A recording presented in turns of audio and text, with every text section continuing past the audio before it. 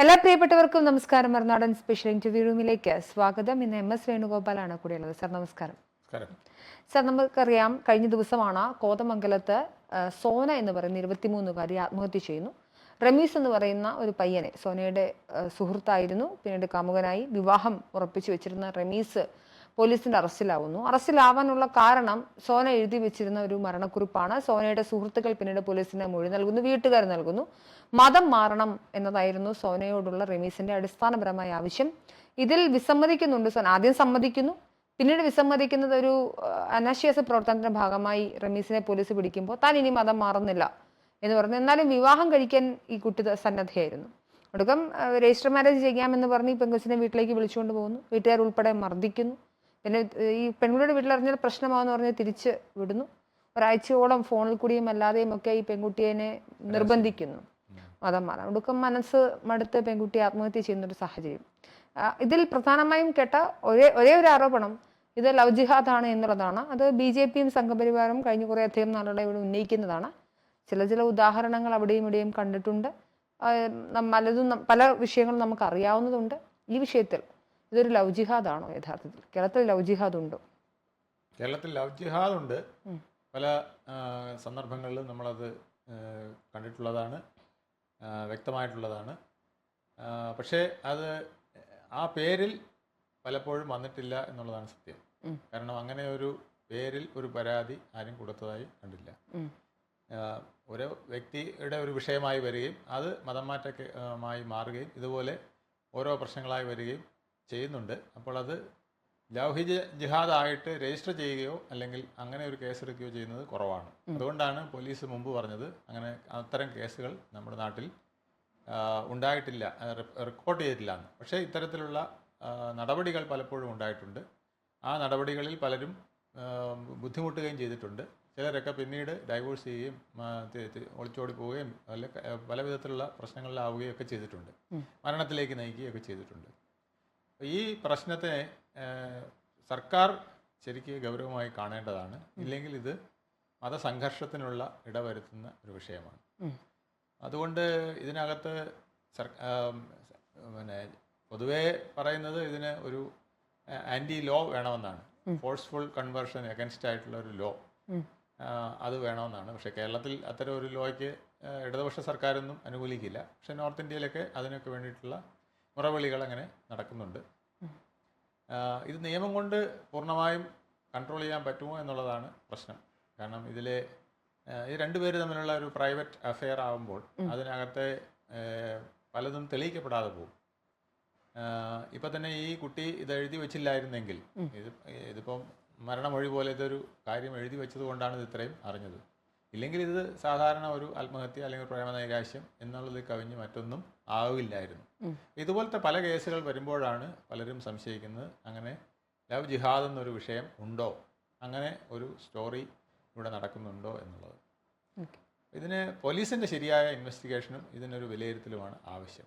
പോലീസാണ് ഇതിനകത്ത് സ്ട്രിക്റ്റായിട്ട് ഈ നടന്ന കേസുകളിൽ എല്ലാം അവർക്ക് കിട്ടിയ പരാതികളെല്ലാം കൂടെ ശേഖരിച്ചുകൊണ്ട് അത്തരത്തിലൊരു നടപടിക്ക് ഗവൺമെൻറ്റും പോലീസും തയ്യാറാവണം. കാരണം രണ്ട് മതങ്ങൾ തമ്മിൽ ഇങ്ങനെ സ്പർദ്ധ പറഞ്ഞുകൊണ്ടിരുന്നിട്ട് കാര്യമില്ല. അതിനൊരു വ്യക്തത വരുത്തണം. ഇതൊരു അഭ്യൂഹങ്ങളും കാര്യങ്ങളും ഒക്കെ കുറേ നാളുകളായി ഉണ്ട്. പ്രധാനമായും ഉത്തരേന്ത്യയിലൊക്കെ BJPയുടെ ഒരു പ്രധാന ആയുധം കൂടിയാണ് ലവ് ജിഹാദ് ആരോപണം. അത് കേരളത്തെ ചൂണ്ടിക്കാണിച്ചുകൊണ്ട് ഉത്തർപ്രദേശിലിരുന്ന ഒരാൾ പറയുന്നു, നോക്കൂ കേരളത്തിൽ നമുക്കറിയാം കേരള സ്റ്റോറി അടക്കമുള്ള സിനിമകളിലൂടെ ഒരു പ്രൊപ്പഗാൻഡ ഉണ്ടാക്കി വന്നത് കേരളത്തിൽ 10,000-കണക്കിന് സ്ത്രീകൾ ഇങ്ങനെ മതമാറ്റത്തിന് ഇരയാവുന്നു, അവർ പിന്നീട് ആട് മേയ്ക്കാൻ പോകുന്നു എന്നുള്ള തരത്തിലാണ്. അത്തരത്തിലൊരു ഭീകരമായ അവസ്ഥയൊന്നും പക്ഷേ കേരളത്തിലില്ല എന്നത് യാഥാർത്ഥ്യമാണ്. പക്ഷേ അവിടെയും ഇവിടെയുമായി കേസുകൾ ഉണ്ട്. പക്ഷേ ഇത് ലവ് ജിഹാദ് ആണ് എന്ന് സുപ്രീം കോടതി അടക്കമുള്ള ഇപ്പം നമുക്കറിയാം ആദ്യ വിഷയത്തിൽ ഉൾപ്പെടെ അത് നമുക്ക് തെളിയിക്കാൻ സാധിക്കുന്ന ഒന്നല്ല. പിന്നെ അതെങ്ങനെ അതിനൊരു പൊളിറ്റിക്കൽ സ്റ്റേറ്റ്മെന്റ് ആയിട്ട് എടുത്താൽ പോലും അതിനും ഈ പറഞ്ഞതുപോലെ ഇടതുപക്ഷം ഒരിക്കലും അനുവദിക്കാത്തൊരു സാഹചര്യം കൂടി ഉണ്ടാവും.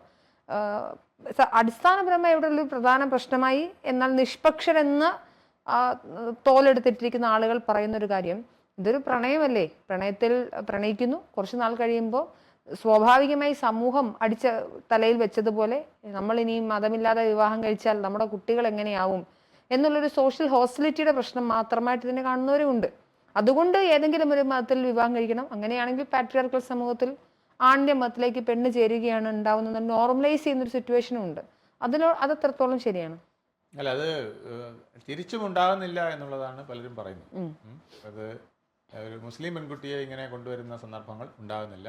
മറ്റ് ക്രിസ്ത്യൻ, ഹിന്ദു പെൺകുട്ടികളെയാണ് ഇത്തരത്തിൽ കൊണ്ടുപോയി മുസ്ലിമിലേക്ക് മതം മാറ്റുന്നത്.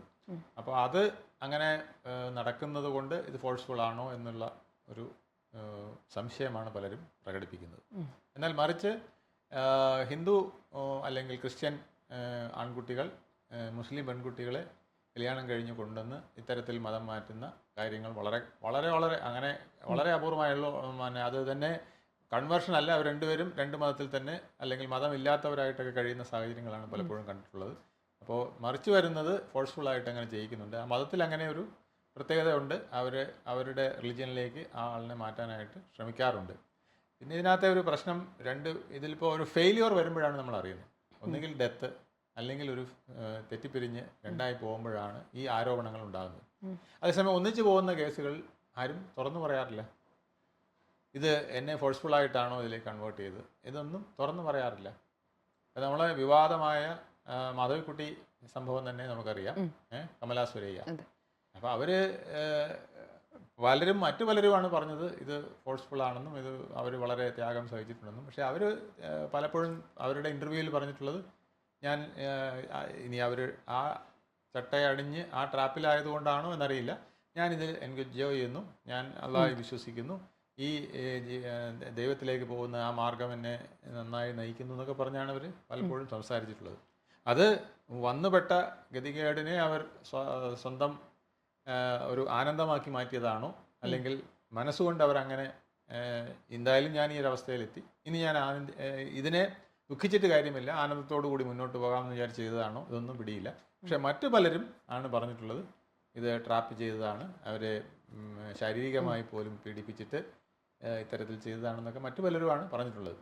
ഇതിൻ്റെ അതിൽ നിന്നൊക്കെ നമ്മൾ മനസ്സിലാക്കേണ്ടത്, ഇത് രണ്ട് വ്യക്തികൾ തമ്മിലുള്ള ഒരു അഫെയർ.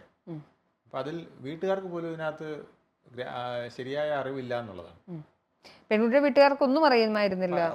പെൺകുട്ടിയല്ല ആൺകുട്ടി അറിയില്ല, ഇത് രണ്ടും വെളി പറയില്ലല്ലോ. ഇത് അവസാന നിമിഷം ഇതൊന്നുകിൽ പൊട്ടിത്തെറിക്കുമ്പോൾ, അല്ലെങ്കിൽ ഇതൊരു കലഹത്തിലാവുമ്പോൾ, അല്ലെങ്കിൽ ഒരു മരണത്തിലാവുമ്പോഴാണ് ഈ കാര്യങ്ങൾ വെളിയിൽ വരുന്നത്.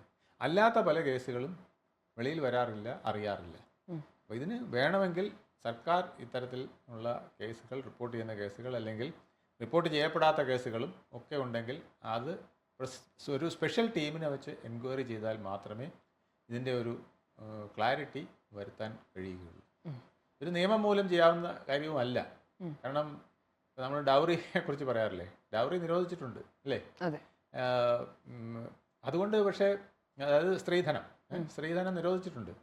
ആ സ്ത്രീധനം നിരോധിച്ചത് കൊണ്ട് മാത്രം സ്ത്രീധനം വാങ്ങാതിരിക്കുന്നില്ലല്ലോ, അത് അണ്ടർഗ്രൗണ്ടിൽ കൂടെ നടക്കും. അതുപോലെയാണ് ഈ വിവാഹവുമായി ബന്ധപ്പെട്ട എല്ലാ കാര്യങ്ങളും. ഈ മതം ഫോഴ്സ്ഫുള്ളായിട്ടാണോ മാറ്റിയത്, അല്ലാതെയാണോ മാറ്റിയത്, ഇതൊക്കെ അവർ തുറന്നു പറഞ്ഞാലേ പറ്റുള്ളൂ. അത് അവർ രമ്യമായി പോകുമ്പോൾ ഒരിക്കലും അവർ തുറന്നു പറയുകയില്ല എന്നുള്ളതാണ്. അപ്പോൾ ഏത് ട്രാജഡി വരുന്നു ആ ട്രാജഡിയിൽ നിന്ന് മാത്രമേ നമുക്കിതിൻ്റെ ചില എസൻസുകൾ കിട്ടുകയുള്ളൂ. പക്ഷെ അത് ഓരോന്നോരോന്നായിട്ട് ഇങ്ങനെ പറയാതെ അതിനെ ജനറലൈസ് ചെയ്ത് സ്റ്റേറ്റിലെ ഒരു മൊത്തത്തിലുള്ള കേസുകൾ എടുത്തിട്ട് ഒരു സ്റ്റഡി നടത്തിയെങ്കിൽ മാത്രമേ അതിൻ്റെ യഥാർത്ഥ സത്യം പുറത്തു വരികയുള്ളൂ.